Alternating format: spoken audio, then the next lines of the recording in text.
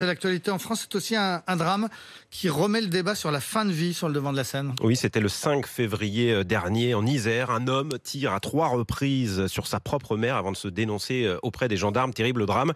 Écroué est mis en examen pour meurtre. Il explique qu'il ne supportait plus de la voir souffrir et qu'elle lui aurait demandé de mettre fin à ses jours. La justice examine aujourd'hui la demande de mise en liberté déposée par son avocat, Vincent Chevalier.